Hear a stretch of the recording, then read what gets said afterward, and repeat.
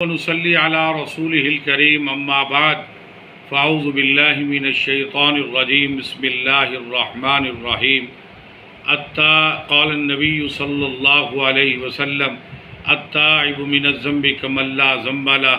نبی اکرم صلی اللہ علیہ وسلم کا ارشاد گرامی ہے، گناہوں سے توبہ کرنے والا شخص ایسے ہے جیسے اس نے گناہ کیا ہی نہ ہو۔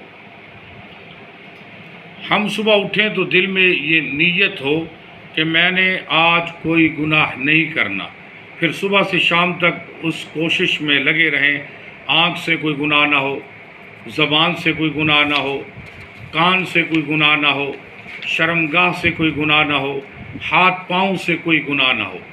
خواجہ ابو الحسن خرقانی رحمۃ اللہ علیہ ہمارے سلسلے کے بزرگ تھے، انہوں نے ایک بڑی ہی پیاری بات لکھی۔ وہ فرماتے ہیں جس بندے نے کوئی دن گناہوں کے بغیر گزارا ایسا ہی ہے جیسے اس نے وہ دن نبی علیہ السلام کی معیت میں گزارا، نبی علیہ السلام کے ساتھ گزارا۔ سبحان اللہ۔ اس لیے آپ روزانہ صبح اٹھ کر صبح کو اللہ سے دعائیں مانگا کریں، مالک میں آج کا دن ایسے گزارنا چاہتا ہوں تیرے حکم کی نافرمانی نہ ہو، اس کو تمنا بنا کر مانگے۔ اگر کوئی ایک دن بھی ہماری زندگی میں ایسا ہوا تو ہم امید کر سکتے ہیں کہ اس دن کی برکت سے قیامت کے دن پر اللہ کی رحمت ہو جائے گی۔ جاہل اور اجہل میں فرق۔ آج جو ہم گناہ کرتے ہیں دنیا کی معمولی سی لذتوں یا چھوٹی چھوٹی ضرورتوں کی خاطر گناہوں کا مرتکب ہو جانا بہت نقصان کی بات ہے۔ عام طور پر بندہ یا تو لذت کی خاطر گناہ کرتا ہے یا ضرورت کی خاطر گناہ کا ارتکاب کرتا ہے۔ حضرت احنف بن قیس رحمۃ اللہ علیہ تابعین میں سے ہیں۔ ایک دفعہ وہ حضرت عمر رضی اللہ تعالیٰ عنہ کی محفل میں بیٹھے ہوئے تھے۔ حضرت عمر رضی اللہ تعالیٰ عنہ نے ان سے پوچھا بتاؤ جاہل کسے کہتے ہیں؟ حضرت احنف تابعین میں سے پوچھا، حضرت عمر نے احنف جاہل کسے کہتے ہیں؟ انہوں نے جواب دی حضرت جو بندہ اپنی دنیا کی خاطر اپنی آخرت کو تباہ کر بیٹھے اسے جاہل کہتے ہیں۔